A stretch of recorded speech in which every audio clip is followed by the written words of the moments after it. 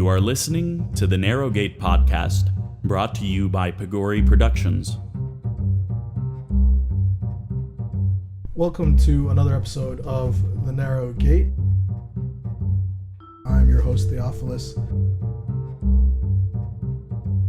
I'm joined today by special guests, George Bassilios. George is a scholar of apologetics. He has served in many churches talking about apologetics. He's also the author of the book Timeless Truth in Truthless Times. George, thank you so much for having us today. My pleasure. We appreciate your time. Also with us is Chris and Luke. Chris and Luke have unique backgrounds, formerly Coptic Orthodox and currently agnostic. Today's episode is going to be a conversation about belief in God, his existence, and his connection with us. And we're going to talk about each individual's viewpoint, how they got there, where they are, and where they want to be. So before we begin, I want to talk a little bit about the book, Timeless Truth in Truthless Times. So George, first question for you is, what motivated you to write the book? Good question. I had, throughout my ministry in apologetics, spanned over 12 years now, I had many questions, and really I wanted to put all the answers to these questions in one place, and create a reference to all the questions I have been getting in my ministry of apologetics. Questions like, are there arguments for the existence of God? If God exists, why is there so much evil in the world? Can we prove the authenticity of the scriptures? Do we believe in evolution? So questions. I don't believe in a God who sends people to hell. So many questions that I get from college youth, wherever I go. I wanted to put basically a reference together for these college youth to have access to. So that motivated me to put this book together. Great. And you've actually traveled the world talking not only about the book, but about God and his role in our lives in general. Are youth in all these different countries dealing with the same issues, the same questions? Absolutely.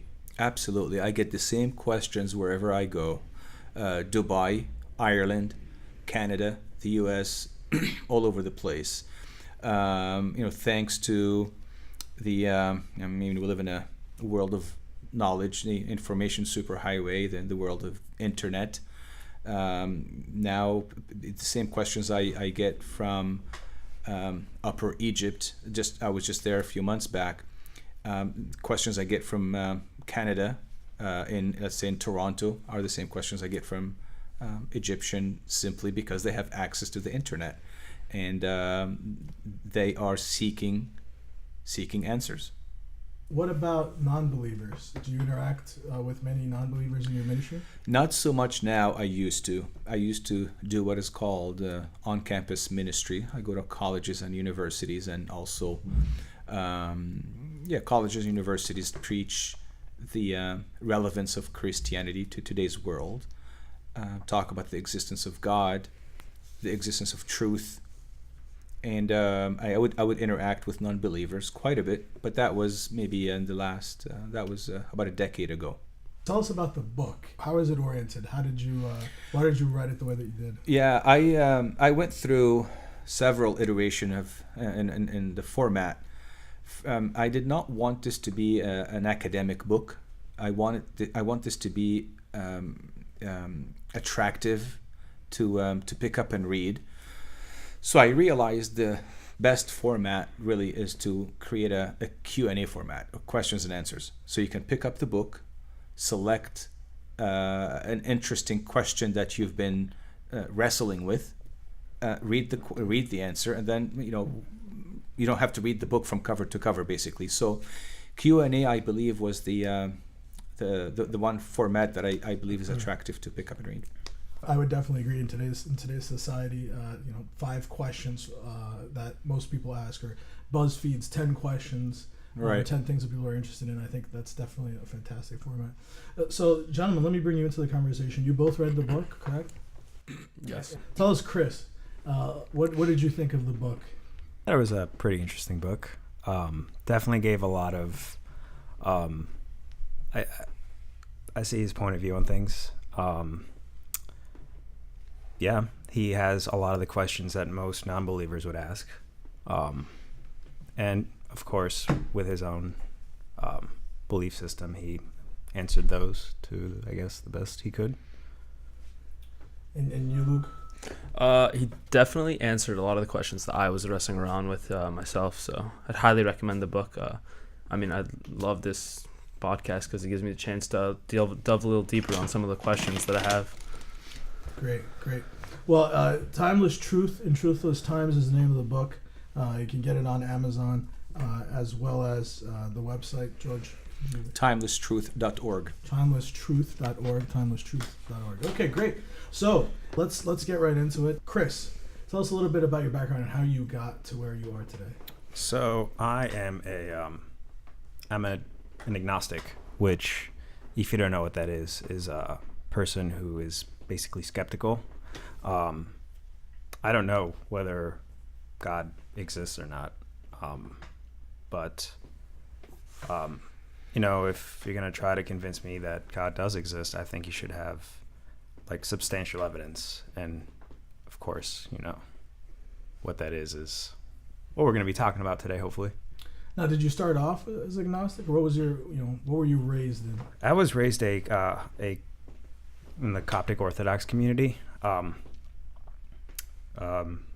had it was easy for me to kind of believe things at take things at face value when I was a kid. But I think since I started doing a lot of the science courses, and I started to kind of develop myself into this academic way of thinking, I think my views changed. And yeah. Okay. And Luke, tell us about your background. What do you consider yourself currently? You said you were agnostic. Yeah, I definitely consider myself agnostic. Just as George was saying, that we live in a time where there's an overload of information. It's just you really don't know what to believe anymore these days. At least in my case. And you started off as agnostic? I started off as a Coptic Christian, and it's always just been pushed and enforced in that way through my parents. Both your parents are Coptic Orthodox? Yes, both from Egypt. Chris, both of your parents are Coptic Orthodox? Or? No, my dad is Egyptian. Okay, great. George, you're obviously a Coptic Christian. You're a believer. I am. How has your belief changed or evolved over time? My beliefs, yes, they did evolve over time. My father was a priest, the Coptic Orthodox Church, Father Bassilios in the Botroseia Church of Egypt. And so I grew up in a house of a priest. By default, I am a deacon and in Coptic Orthodox. Coptic Orthodoxy was my life.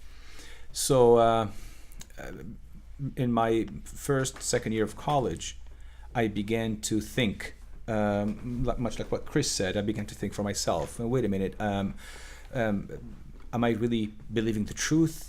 Or do I believe in Christianity just simply because my mom and dad are Christians? My father especially is a priest, so I by default I am a Christian. I'm a Coptic Orthodox believer.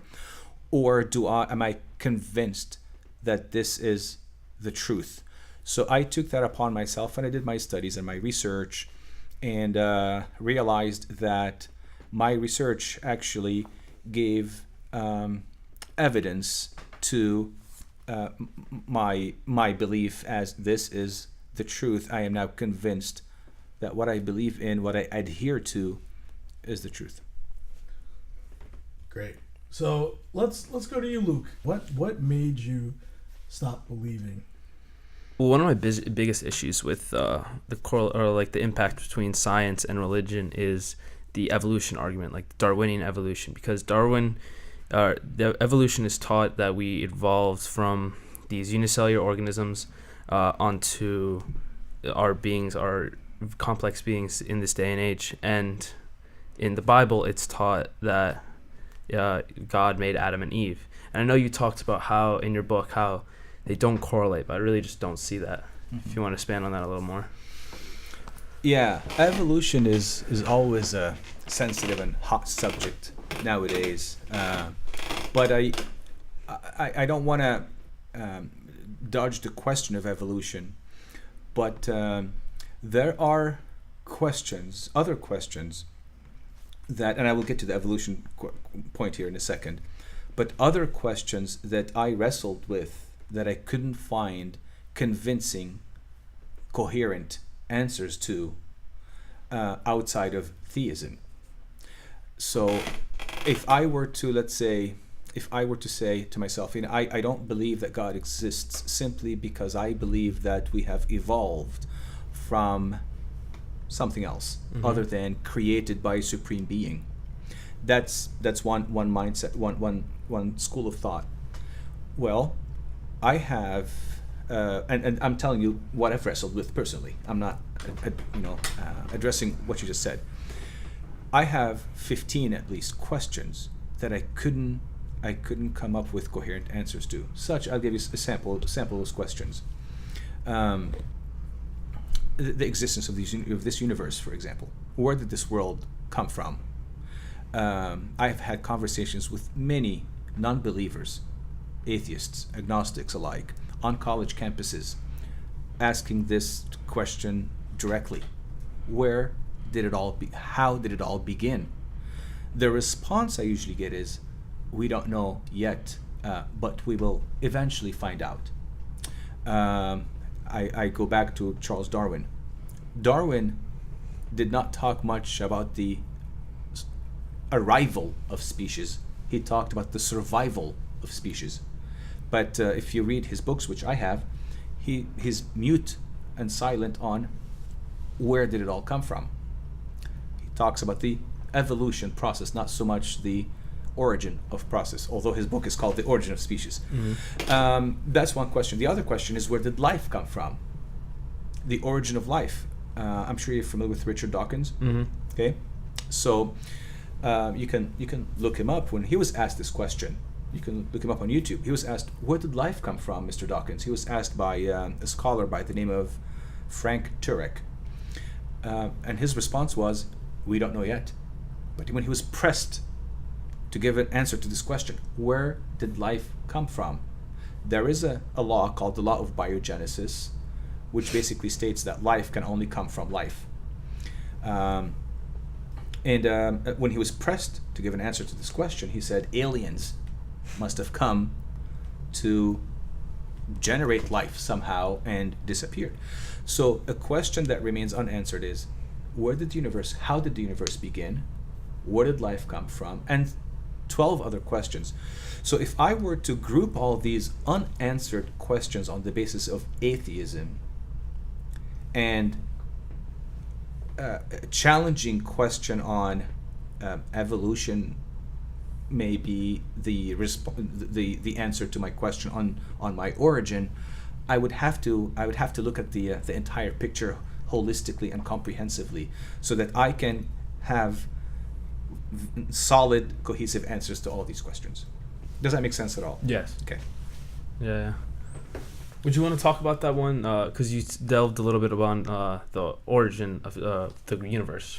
Sure. And I know how God in the Bible states how He created heaven and earth. He created all that in 7 days, 7 nights. Right. But there seems to be like a couple other scenarios in which it could play out. That first of all, the universe could have been there eternally. Mm-hmm.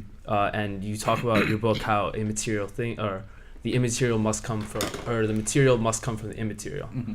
and that the immaterial being God doesn't need a creator. Mm-hmm. I don't get that, because to me it seems that if there are processes within the universe that we don't yet understand, and that on a fundamental or on a macro level, that the universe could have simply existed for all of eternity and simply been oscillating between bangs and collapses. Yeah, well, it's a great question. There are, and I'm just looking for a document here that I would use as a reference. There are possibilities. I think I may have mentioned that in the book. 4 possibilities that can explain the origin of the universe. It either came from nothing, it was eternal, it's always been there, as you mentioned, self-created, or created. There are only 4 options, 4 possibilities. There's a 5th one, but I don't like to delve too much into it. The universe is an illusion. But if it's an illusion, then who's experiencing this illusion? They don't exist. We don't exist. Who's asking the question? So let's look at the 4 options. The universe came from nothing.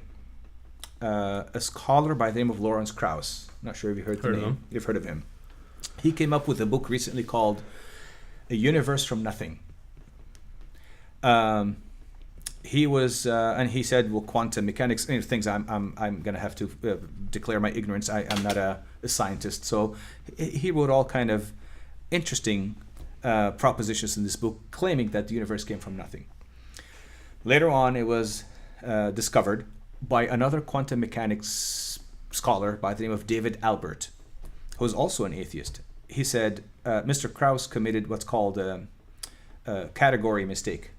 Basically, he used the word nothing to mean something.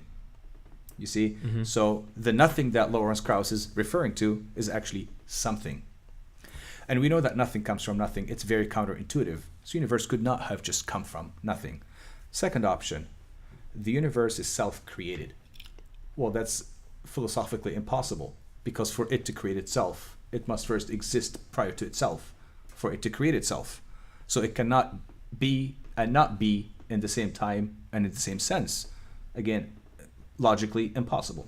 Third option, the universe is eternal. And that has been the belief over a period of time, that the universe is eternal. Bertrand Russell, famous philosopher, said, when he was asked this question, he said the universe is just there. It's always been there. Again, I am going to tell you I'm not a scientist, but I've read enough to tell you that science, the scientific community, and I have about 20 references that I can be more than happy to share with you, that concluded that the universe had a beginning in time. Stephen Hawking himself had, and you can also look that up on YouTube, on his 70th birthday, he gave a lecture indicating in one way or another that the universe had a beginning in time. So the universe, not just like you're not implying the Big Bang, is that? That could be the universe through the Big Bang. I'm not saying that the universe. They're not two different, mutually exclusive issues here. So the universe had a beginning in time, whether with the Big Bang or outside the Big Bang, it had a beginning in time. The second law of thermodynamics, for example, states that we're going from order to disorder, state of entropy, and so on and so forth. The universe will become eventually desolate and inhospitable to human life. So it could not have been eternal. There is a beginning in time where this universe began to exist. So if it did not create itself, if it did not come from nothing, if it has not always been there, then it must have been created. The question here is, what or who created the universe? Is it a what or is it a who? And we begin, again, I'm trying to take you through the process here that I personally had spent some years delving in and researching. Well, the law of causality, again, these are philosophical laws, and laws of science as well, says that the effect cannot be greater than its cause. Okay? So if the effect has intelligence, awareness, consciousness, rationale, then the cause must have intelligence, awareness, and rationale, and so on and so forth. To a grander scale. Exactly. So if I am, as a human being, the effect has intelligence, then whatever caused me must also have intelligence. If I am a person, then whatever caused me must be a person. So to summarize, the universe is material. Then the cause of this material universe must be outside of matter, in other words, immaterial. Spaceless, timeless, very powerful to create such a universe, personal to create human beings. All of these attributes point to the existence of what Christians believe as God. And that couldn't have just arisen spontaneously in a way, like us over 4.6 billion years or however long this earth has been here, through what Darwin stated as the survival of species, how like the stronger species will, or the stronger of the two traits will rise over the other one. Survival of the fittest. Survival of the fittest, that's Yes. what that couldn't have lent to intelligence. Well, it's a good question. I love your questions.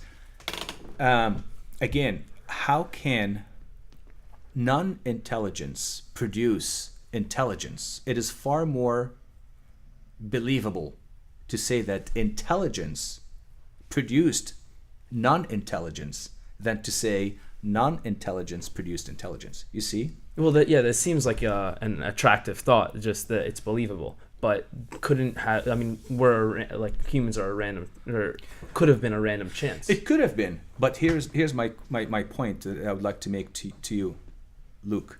My point is this: it's a far greater leap of faith to say that than to believe that there must have existed a supreme being with certain attributes that I've just mentioned, that gave rise to the universe and human beings as we know it. Sure, it could have been. Here's one thing I'll mention to you. You could have 1,000 monkeys over 1,000 years, give them 1,000 typewriters or something like that. I think someone one time said something like this. I'm not sure if you're familiar with that. And they, by chance, they could type Hamlet, Shakespeare's Hamlet. Mm-hmm. But when you see the text of Hamlet, you don't think that it came by chance. Intuitively, you think of there's a designer behind this design. Your body, your brain that's coming up with this conclusion. It's a greater leap of faith for me to think that it just came by chance. Believable? Yes, but it's a greater leap of faith. Can you explain how that's a greater leap of faith? Simply because, and forgive me here, I wanna go back, and I have some quotes that I want to share with you that I think they're very relevant to this conversation. There is here's what Stephen Hawking said that I would share with you. Yeah, if you could send me those links, by the way. Absolutely. Stephen Hawking, you know who he is. I'm not going to mention his credentials. He said this is a lecture that he gave. I'll get to your question in a second, Chris, but I just wanted to comment on the previous question that Luke asked. Here's what he said on his 70th birthday. He was given this lecture, and of course he's the obviously father of modern atheism, but he's very well respected atheist. So many atheists look up to him as their hero. He said, the conclusion of this lecture is that the universe has not existed forever. Rather, the universe and time itself had a beginning in the Big Bang. A point of creation would be a place where science broke down. Listen to what he said. He says next, one would have to appeal to religion and the hand of God. This is Stephen Hawking. Now, you should see and hear the response of the audience when he said these words. They were outraged. What are you doing, Stephen Hawking? So, back to your question here, and actually here are the 20 references or the 20 studies that point to the fact that the universe had a beginning. I'll be more than happy to share that with you also after the podcast.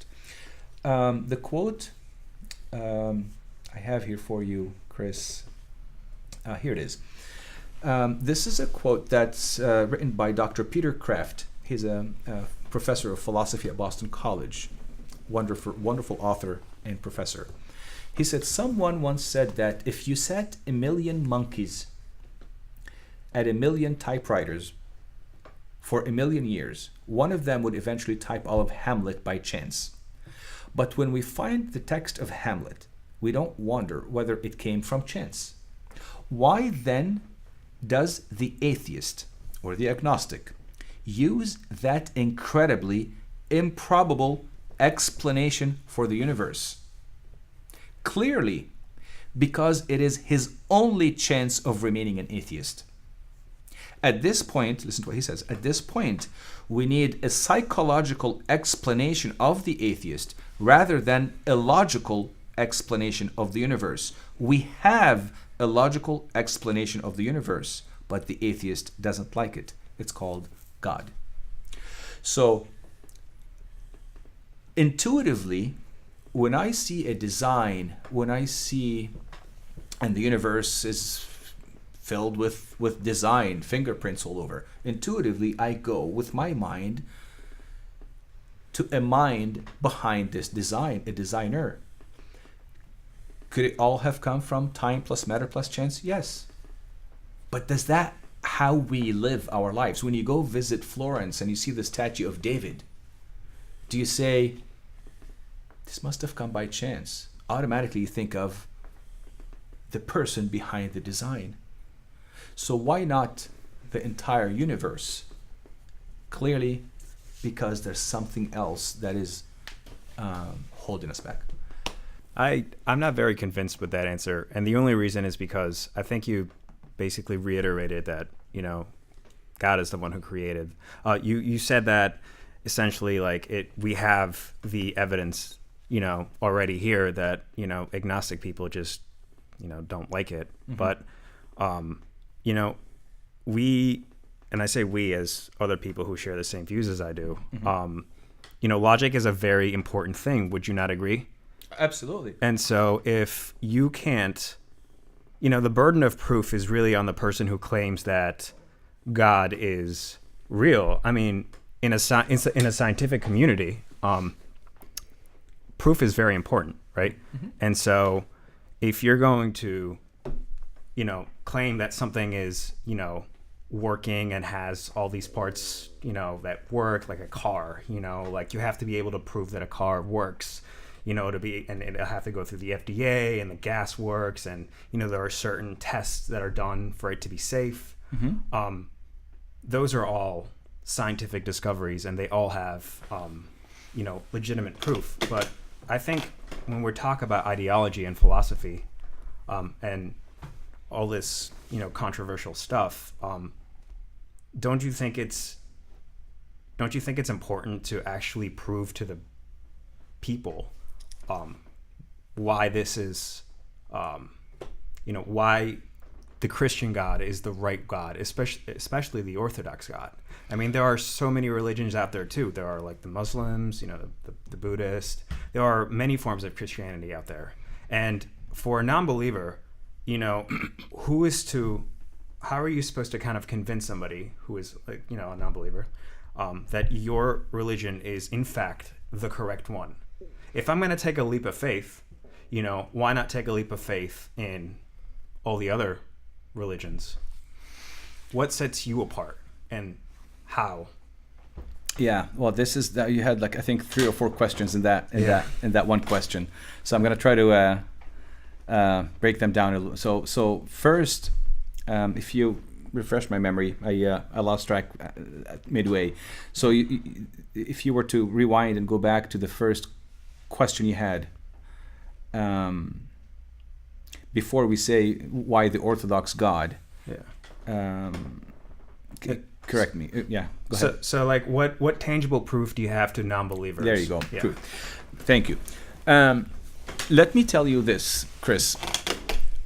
If you were to ask me, can you prove that God exists? I'll say, no, I can't prove that he exists. Mm-hmm. And I could also ask you, can you prove that he doesn't exist? You will say, no, you cannot prove that he doesn't exist. So that's correct. I think it's important to define our terms. Okay. Proof here implies scientifically, because you mentioned initially that you've read books of science and you became aware of the scientific discoveries, and you're an intellectual person who studies science. So I'm presupposing, correct me if I'm wrong, that when you say prove, you mean scientifically.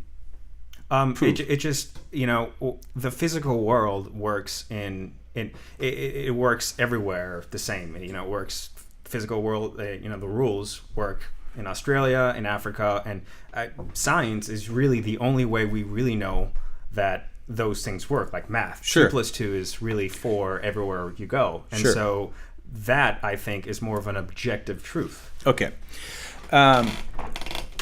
Good point. So back to what I was saying, I cannot prove scientifically that God exists, but I can give you ample evidence that point to his existence. So the difference here is using the word proof versus evidence.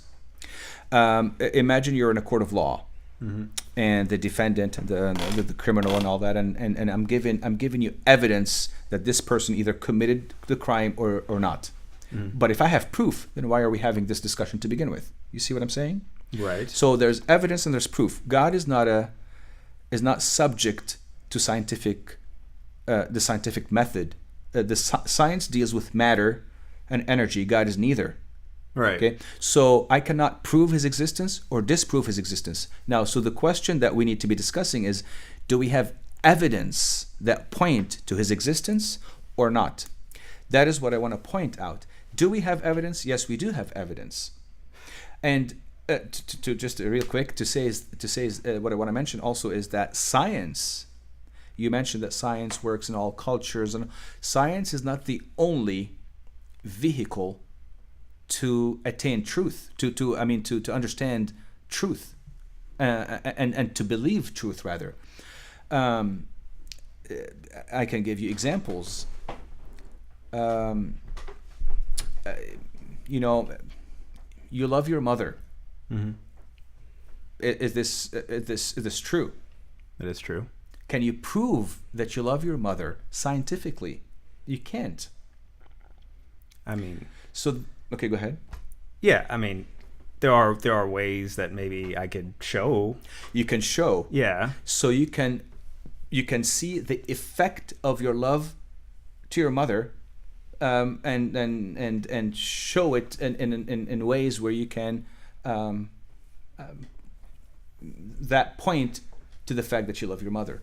But your actual love to your mother cannot be proven scientifically. The statement itself, everything is proven scientifically. That statement cannot be proven scientifically. It's a propositional truth of logic. Do you see what I'm saying? Yeah. I'm not like a philosopher or a psychologist of any sort.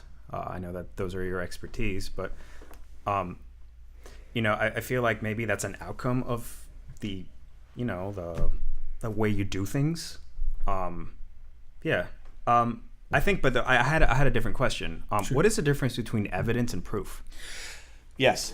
Proof, usually when I say proof, is there's a conclusive, my mind goes to the scientific method, repeated experimentation and observation and test tubes and so on and so forth in a lab somewhere. Mm-hmm. And you have a hypothesis, you have, basically if you've studied science, Mm-hmm. it's the scientific method, whether deductive or inductive and so on and so forth. And you come up with, at the end result, there's a proof or a conclusive findings of your experimentation. So what would you say is the main difference between evidence and proof? Is that God is not subject to the scientific method, much like a lot of other realities that we take as truth also cannot be subject to the scientific method, yet we hold them as true. Another example I tell you, Chris, is that when you hear in the news that there's an earthquake in China, it's a reputable news station. You watch that station all the time. Do you have enough evidence to actually believe? And there's images of this earthquake in China flashed on the news screen, on the TV screen. Do you have evidence that there was an earthquake in China, or do you actually believe that actually it happened? If it was on the news, I think if it was on the news, it's pretty reasonable to believe actually that an earthquake happened. Reasonable to believe is exactly what I was looking for, but you have proof that it happened. No, I mean I guess the I don't difference. have proof, but you also don't have proof for a lot of the things that you do on a daily basis. True, but I have evidence. Like evidence, just like you said, evidence that this news station, like I said, is reputable. There's no reason for them to actually fabricate some stories. Right. They seem to be credible, and so on and so forth. So that's called evidence from the source you're getting this information from. Most of our knowledge comes this way. You go to school, the teacher tells you 2 + 2 = 4, whatever stories that whatever they tell you in school. Sometimes you can't really prove every single piece of knowledge that you attain, but you hold them as true because of either the source, because of the circumstance, because of your own personal biases. Many variables play into what you know, to know what you hold in your heart as true. This field is called epistemology. Yes. How do you know what you know? And back to proof and evidence, I'm trying to illustrate the difference with analogies. They illustrate the difference between proving something to be true and giving evidence for something to be true. Okay. Luke, do you have any questions specifically? Could we touch on your second question? How, the Orthodox Christian faith is one of many religions around the world, and if an individual is born into another religion out of what you call, let's say determined actions of the universe. He is born into another family, let's say a Buddhist family, and in our religion, because he doesn't preach the word, or he doesn't actively search for Christ and doesn't believe in Christ, that he would go to hell. Am I right by believing that? I'll say to you that subjects or matters of destiny is not something we as Christians like to discuss and speculate upon. So whether you're going to hell, I'm going to hell, any of us, are we going to heaven or hell? That is something that we don't firmly say, I think your destiny is there. This is something Christ, our God, told us. This is up to me to decide, because heaven and hell, we also believe that heaven is called the kingdom of heaven. Kingdom means the dominion of the king. That's what the word kingdom means. So the king will be able to determine who is going to enter his kingdom and who is not. So we're not to speculate on who's going to heaven, who's going to hell. What we are to speculate upon is the correctness of this person's path. Where is he going? We don't know the last minute of his life. And we give the example of the thief on the cross. If you were to watch his life, all his life, you would probably think this man is going to hell for sure. But then, few minutes before he dies, we believe that he actually went to paradise, to heaven. So, as far as your destiny is concerned, we are to remain silent, because we don't know what's going to happen to you at the end of your life. Maybe Christ will appear to you like he did to the right thief. Maybe you will come to the Lord for whatever reason, and so on and so forth. Your path, whether it is correct or not, yes, we can speculate upon. I hope that clarifies the question. It does. Okay. But as an apologetic, if let's say you met a Buddhist just walking through the streets, would you, I don't want to say like actively like try and pull him to your faith, but what I'm trying to get is what makes our faith more, not believable, but more truthful than others? Very good question, and it's a fair question, and it's one of the questions I mentioned in the lecture just an hour ago. What is so unique about Christianity, or what's so distinct about our faith? Several things. First of all, I am a Christian for one simple reason, because it is true, and I have several. I'm looking at my notes here real quick. I have several reasons that point to the distinctiveness of Christianity. First of all, you can ask yourself the 3 existential questions of life. Where did I come from? Why am I here? Where am I going? I call them the 3 existential questions of life. Past, present, future. Past, where did I come from? Present, why am I here? What's my purpose in life? Future, where am I going? And you look at those questions, and then you study all religions, and then you see the answers that every single worldview, let's say, gives to these three fundamental questions of life. And then you test the answers with the correspondence test of truth and with the coherence test of truth. These are tests of truth. And you can read up on those. Correspondence test of truth means that it does correspond to reality. Mm-hmm. It's actually, it makes sense within the framework of reality. Coherence tests of truth, the system coheres within itself. There's no internal contradictions within that system of belief. You will see that Christianity does give you an answer to these existential questions that correspond to reality and that cohere within the system itself. This is one reason.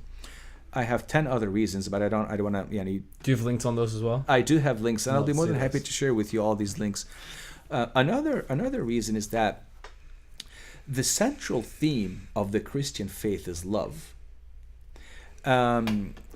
Jesus Christ, who is the religious leader, if you will, the God of Christianity, died so his followers may live. Most other religious systems, or religious leaders rather, would actually ask their followers to die so that they may live. There's a central theme of love. We call it agape love, unconditional love, that is non-existent in all the other religious systems. One last distinct thing, or two more real quick.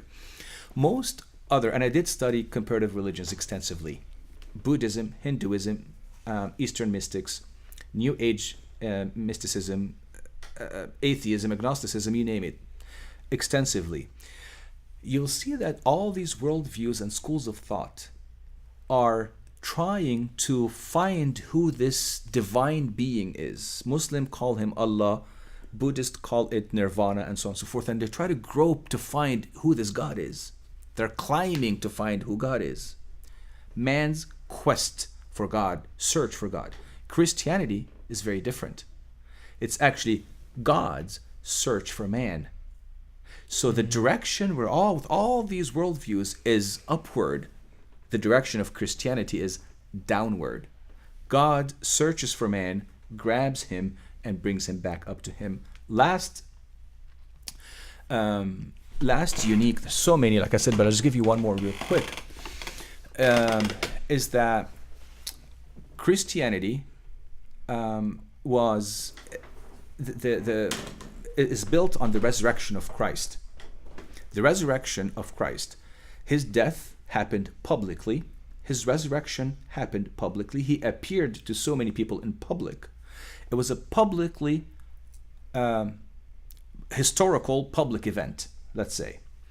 Most other religions, how they began was as such, a private dream about God, private encounter about God. One person told everyone what they saw and what they dreamed of. Now, which one of these is falsifiable? Meaning, which one of these you can prove false? That which happened in public you can prove false. But you couldn't prove it false because it was true. Mm-hmm. Do you see what I'm saying? Yeah. Anything that is, I have a private dream. Can you prove that this private dream didn't happen? No, it's subjective. I had the dream. You have no way of proving it false or true. But something that happened in public in front of 500 people, can you prove it false? Of course you can, because it's a public event. But you didn't prove it false. What does that say? Makes it all the more true. Exactly. So many other unique, distinct features of the Christian faith that separate it from all the other world religions, if you study it. What is easy for us to say is to say all religions worship the same God. It's very politically correct. It sounds good at the, we all worship the same God. Why bother? But that's intellectual laziness. Ravi Zacharias one famous philosopher and Christian apologist said, those who say all religions worship the same God do not know religions, because they contradict within themselves. Again, sorry for a long answer to your question. No, it's beautiful, beautiful answer. Do you have any questions? Yeah. So I had a I want to question. hear from you, Chris. Yes. So let's talk about faith. So I had a question here. Couldn't having faith in something that you can't know is true lead to bad consequences? For instance, it might make you susceptible to believing in other things that might not be true. I'm sorry, forgive me. Repeat the question again, Chris. Sure. Couldn't having faith in something that you can't know is true lead to bad consequences? For instance, it might make you susceptible to believing in other things that might not be true. Very, very good answer. Very good question. I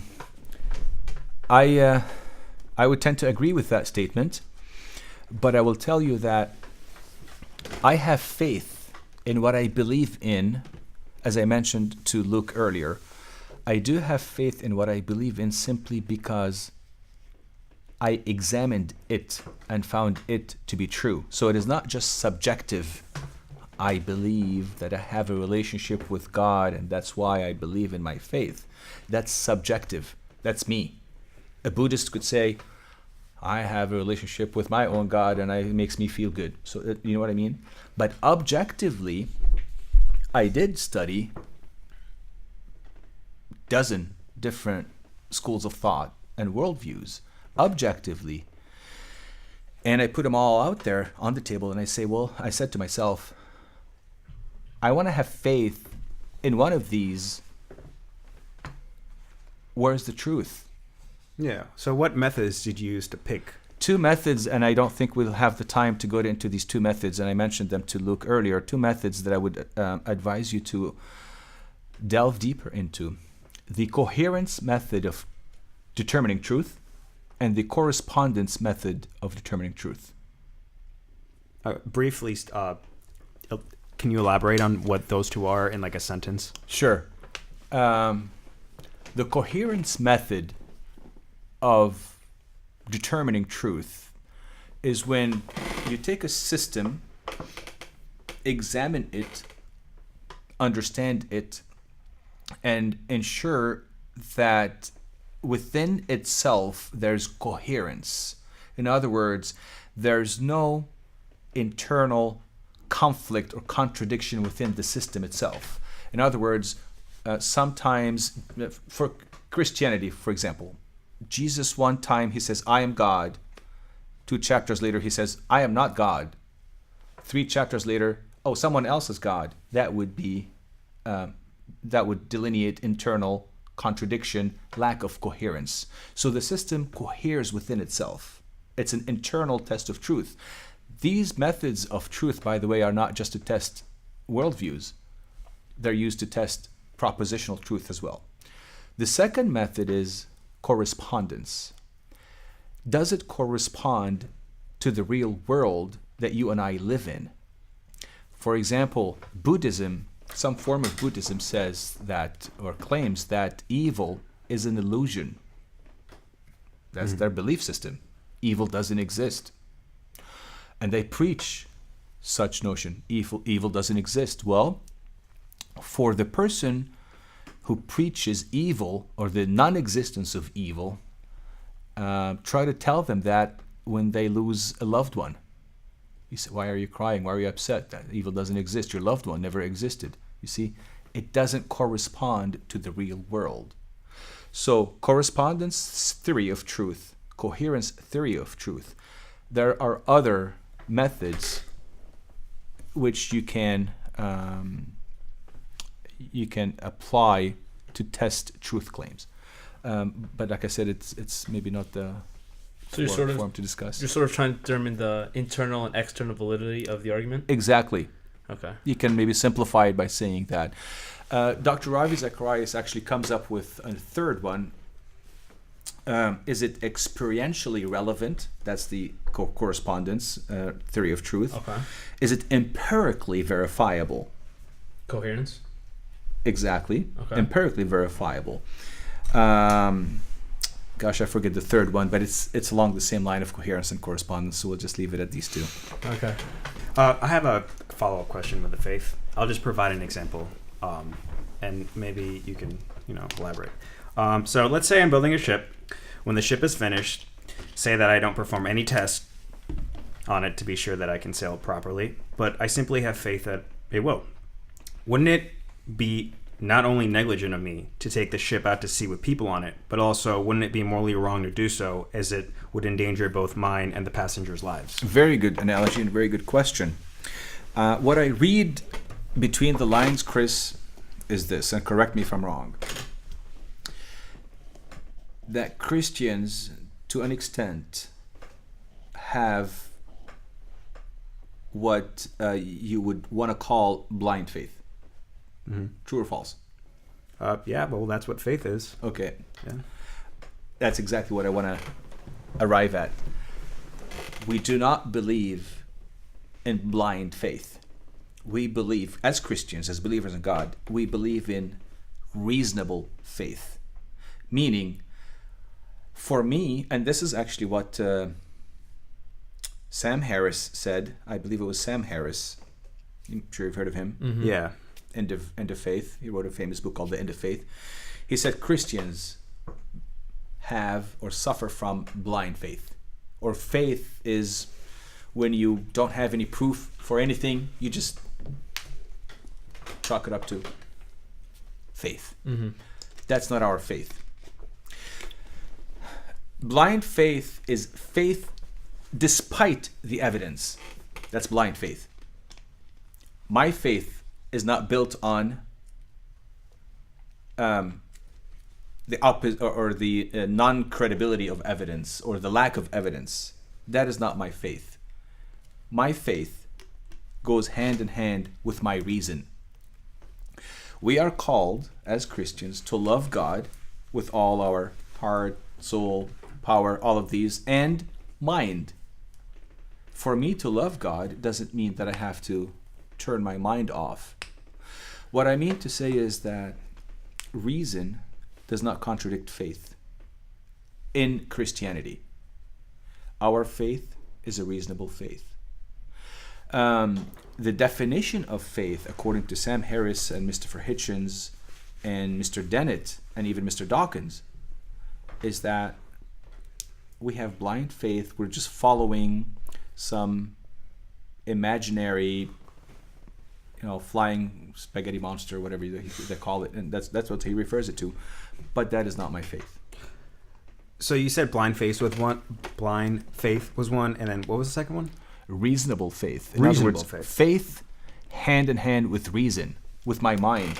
Okay. So, that's why. Go ahead. Don't other religions experience reasonable faith? I don't think I've heard that term ever.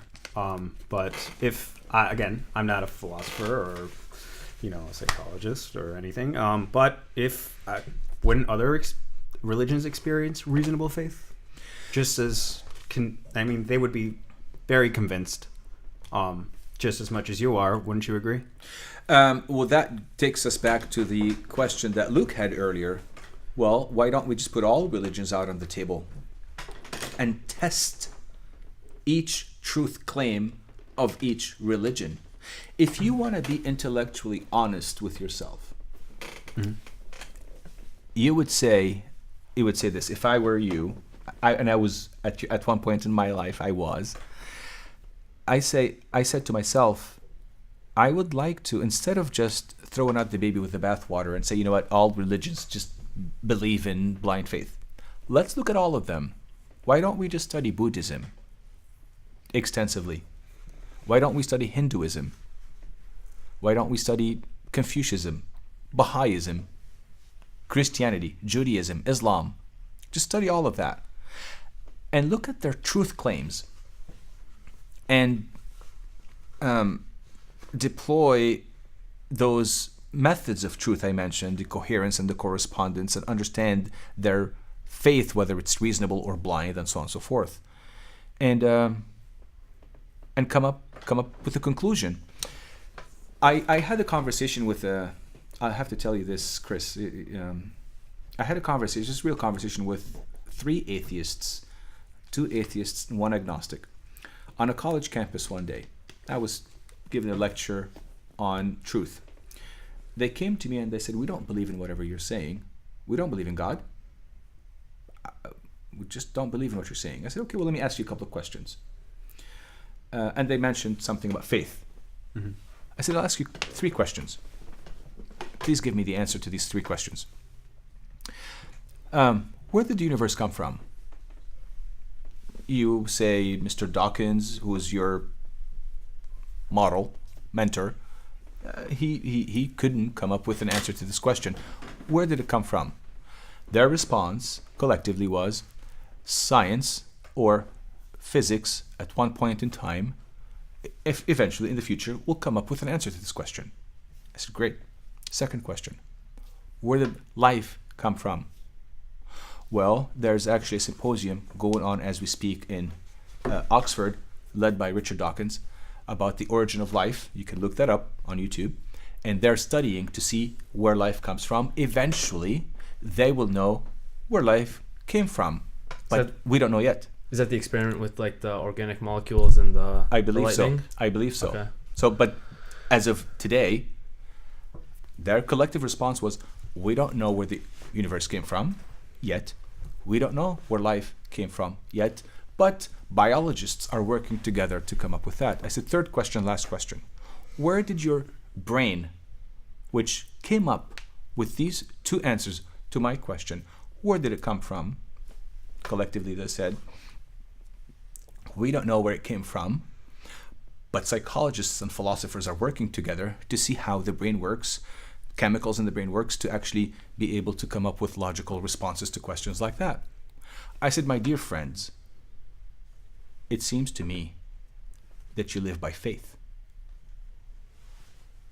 I too live by faith, but I have a response or answers to these questions, whereas what you've told me so far is that you're building your entire belief system on faith, but yours is blind faith, because you don't have answers to questions so significant as such. Where did the universe come from? You're telling me that you don't know yet, but eventually you'll find out. That's faith. Where did life come from? That's faith. Where did your brain and mind and cognition come from? We don't know. That's faith. So let us be honest in how we define faith, blind faith, and faith that goes hand in hand with reasonable evidence that point to the truth. That was the story I wanted to share with you. Okay. I think you pointed out the 3 things, and I had a few questions. Do you, because you keep coming back to this like cause theory. Okay, so the Bible in general, it claims to know where we came from. Obviously, God created us. Whereas I think throughout your book, you mentioned a lot of scientists who put in work to basically come out to the conclusion of, well, we don't really know yet. And isn't it kind of fair to assume that, we really don't know where we are? Because on the other hand, I think if you're going to say that, of course it's God, of course he's the one who created everything, like I said, you need to have that proof. And if, what was that faith you called it? Reasonable faith. Reasonable faith is not really in a science dictionary anywhere.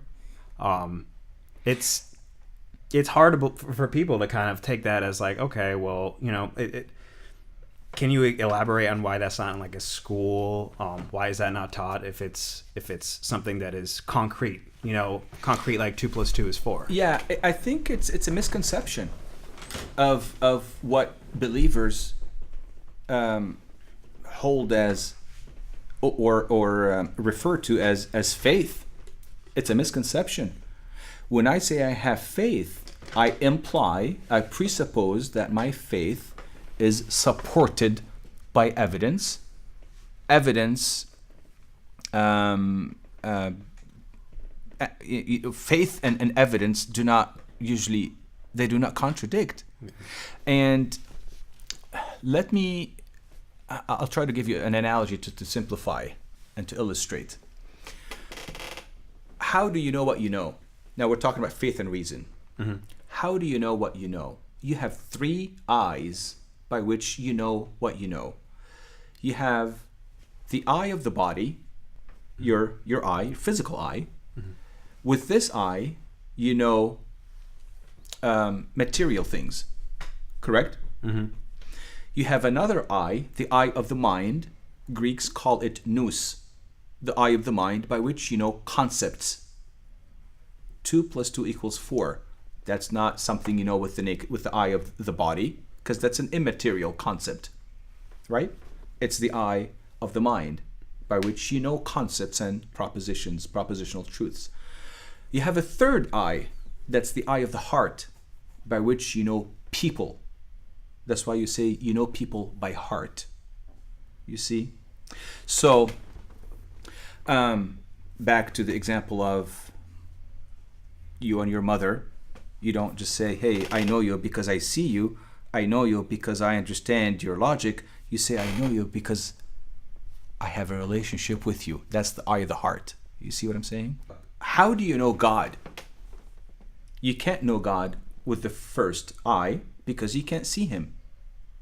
Atheists cannot see God with the third eye because they don't have a relationship with him, heart. So the only way you can get to know God and explain who God is with the second eye, logic, concepts, cognition, intellect. Hence, arguments for the existence of God, that's reason. So, reason will help me believe that God exists. Faith will help me believe in God. And that's the difference. It's a preposition. You replace that with in. And that's as simple as I can make it. Reason helps me believe that. Faith helps me believe in. And that's how faith and reason go hand in hand. I cannot believe in something or someone unless I believe that he or she exists in the first place. So you see, faith and reason go hand in hand. The heart, faith, reason, the mind, go hand in hand. And I always say this, I said that in my book a couple of times. I said, the heart cannot love what the mind does not know. The heart cannot love what the mind does not know. The heart, there's faith, love. What the mind does not know, there's reason. So, and if you look at your daily lives, you'll see that both faith and reason, they intersect. All right. I just personally, I'm not very convinced. However, Luke, what do you think about this? Well, we're actually coming up to the top of the hour. So what I'd like to do, gentlemen, is just one final round of questions. Let's just try to make it concise, and then I have a last question for George, and we can call it a night. So, Luke, do you have one final question for George? We'll see how concise I can make it. So actually, the more important question is how concise I can answer your question. So, we've been talking a lot about faith today, and you stated how both, when evaluating the existence of the universe, either through random chance or through creation, they both involve a certain leap of faith. And it just seems to me how our cognitive biases could lead us down.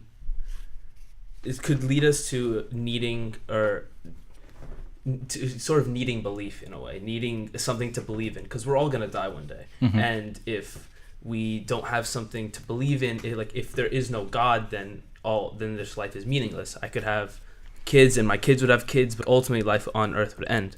And Christianity sort of answers that question.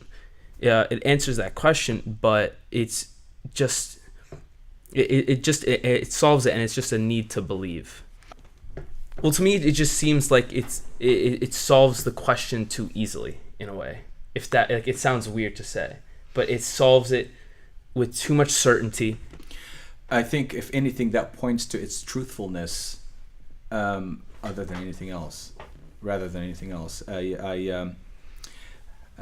You touched on where are we going when we die?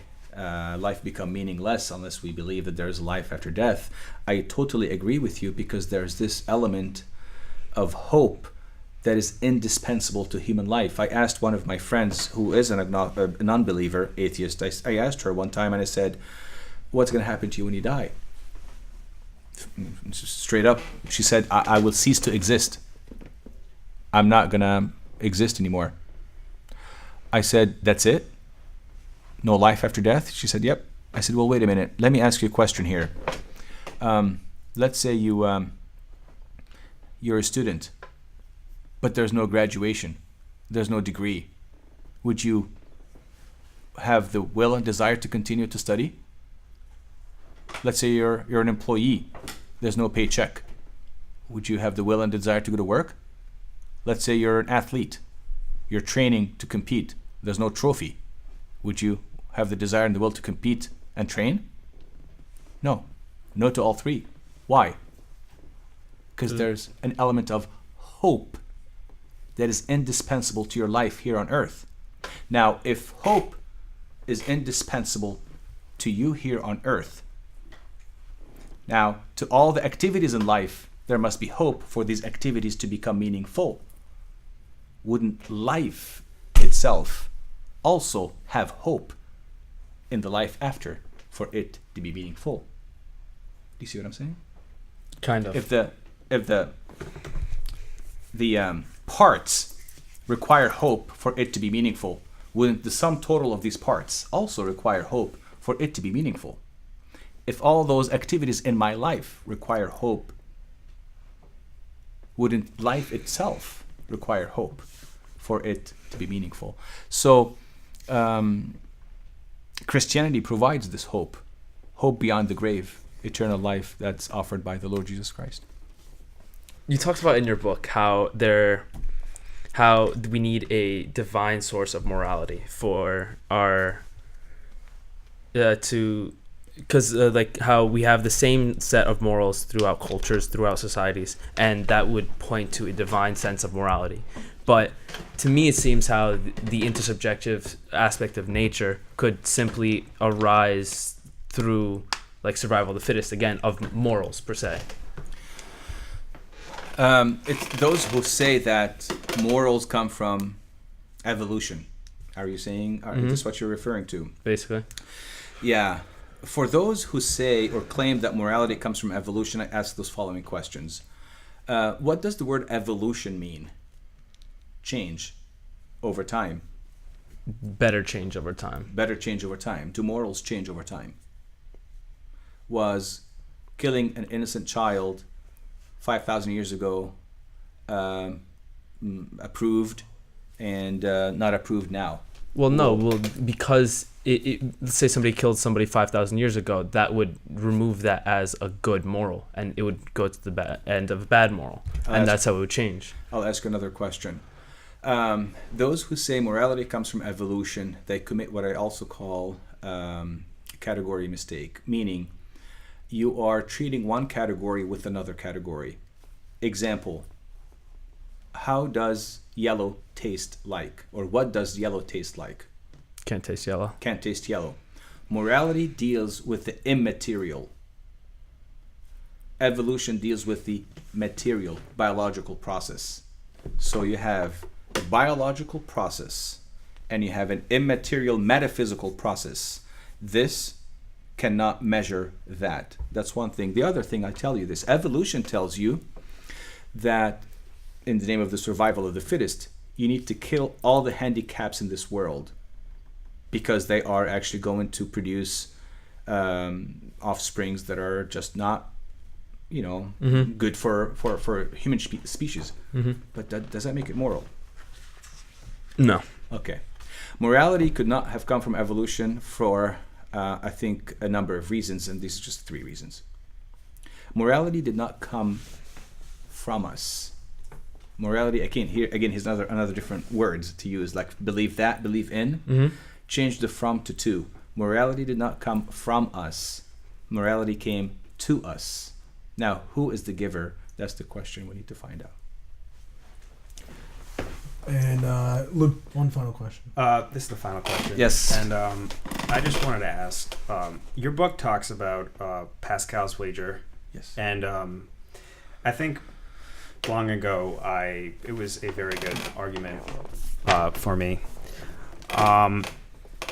But to sum up what Pascal's wager is, it's this: if you believe in a God and it turns out that he exists, you are infinitely rewarded. If he doesn't exist, it's a finite loss. Mm-hmm. If you don't believe and he does exist, it's an infinite loss. Mm-hmm. If you don't believe and he does, it's an infinite gain. Mm-hmm. It's the Punnett square he had. And so, what are your comments on that? Because I feel like I have my own. Yeah, my comments on Pascal's wager, you mean? Yeah. Yeah, well, Pascal's wager is not intended to point to the existence of God. Pascal's wager is to help you become skeptical towards atheism and agnosticism. Mm-hmm. So it's not a proof that God exists. It just makes you think or rethink your belief system if it's not a theistic belief system. Right. And I simplified it in my book in this quadrant, and I'll just share it with you real quick. A rational person would place his bet, in this case it's his or her life, Mm-hmm. on the quadrant that will yield the greatest reward. Mm-hmm. And there are 4 quadrants, as you just mentioned in your question. Mm-hmm. So which one of these quadrants that will yield or will give me the greatest reward? If you're gambling and you're placing a bet, obviously the quadrant that will give me infinite gain. Sure. And that quadrant is subjectively for you to believe in God, and objectively that God exists. Mm-hmm. So if I believe in God and he does really indeed ended up being there, Mm-hmm. existed, then I will have infinite gain based on what he said. You will live eternally in happiness in his presence. Sure. And here's what I would like to point out is that you'll have infinite gain, and according to Pascal, when he was doing this wager, you will have also finite loss. That finite loss is him having to go to church, him having to fast, pray, do all the things that believers typically do. To him, that's taken away from his enjoyment of life, because he's still thinking from an atheistic perspective. But if God indeed exists, then he will have infinite gain with him, although at the expense of just 60, 70, 80 years of Christian labors. You know what I mean? After he made the commitment, read his work on Pensée. After he made his commitment to believe in God, he later realized that it was infinite gain in heaven when he dies, and finite, not loss, but gain here on earth as well. He realized that going to church, the praying, all of these things turned out to be actually gain. And with that, I will just end with this one quote by C.S. Lewis, when he said, "Aim for heaven, you will get earth thrown in. Aim for earth, you'll get neither.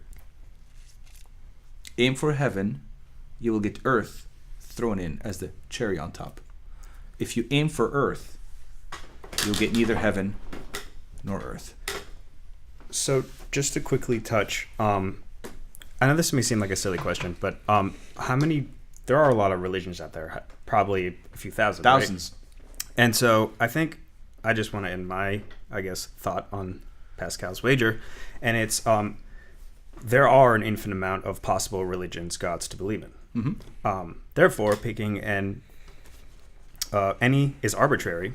And additionally, a god could exist who values rationality over faith, and would reward a person for choosing to be skeptical of any god's existence. So, essentially, Pascal's would be right if there were only one God, not if there were many, because... Right. Well, this is the very first step in understanding that there must be a God. Now, the follow-up question to Pascal is, which one? Right. then the burden of proof, or it's up to you. Like I said, if you want to be intellectually honest with yourself, is to say first, is there a God or is there not? As Pascal said. And if there is a God, which one? Has he spoken? Who is he? What is he? I'm not assuming it's a who now. What is he? Who is he?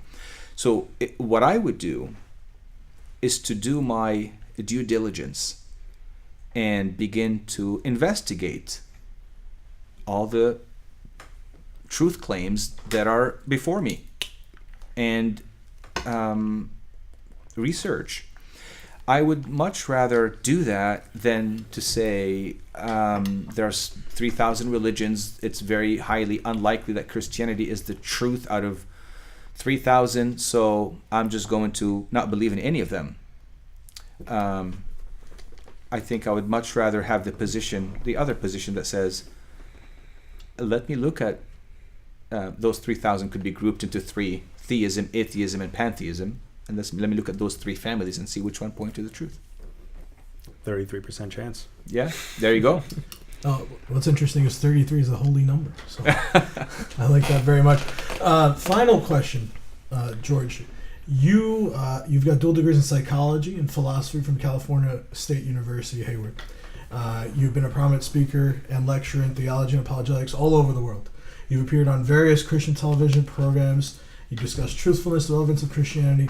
You've talked to youth from all different kinds of backgrounds, socioeconomic, family upbringing, culture, race. I mean, you've seen the world in your travels, and I'm sure you've learned a tremendous amount.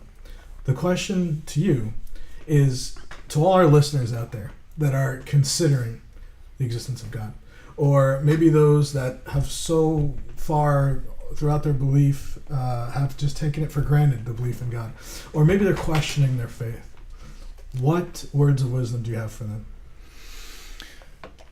It's a good question. I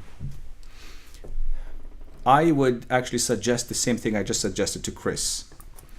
Do your homework.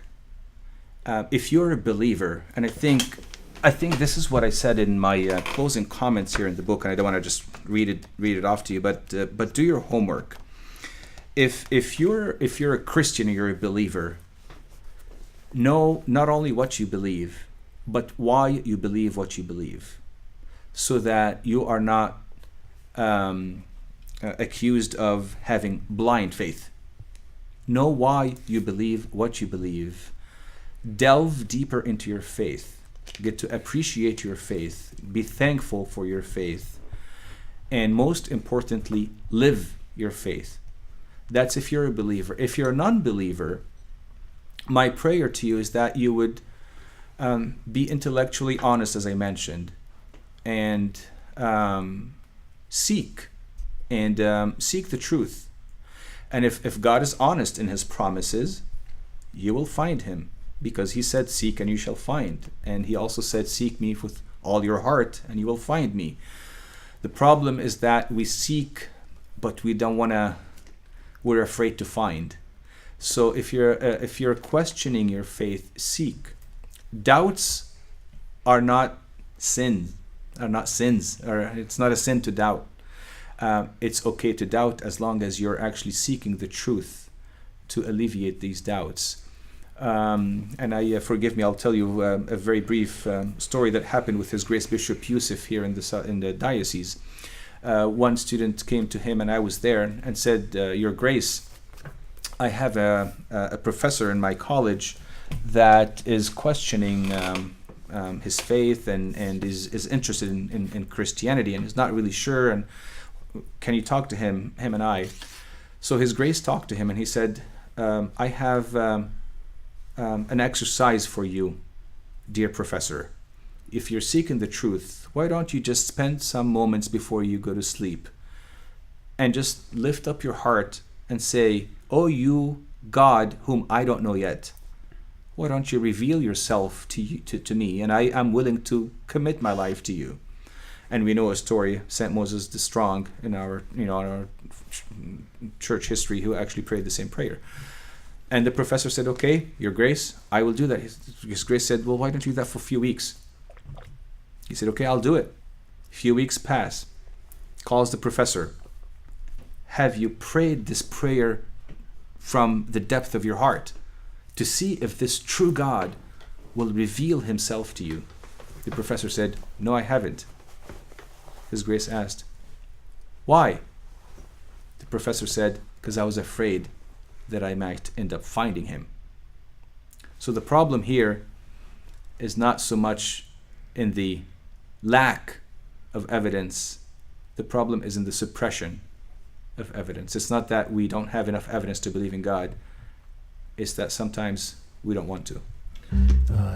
Clearly, it is something that many people struggle with, because if God does exist, the ramifications of that across my entire life are so serious, are so severe, and at the same time, so blessed, so loving, so rewarding, and it's just making that commitment.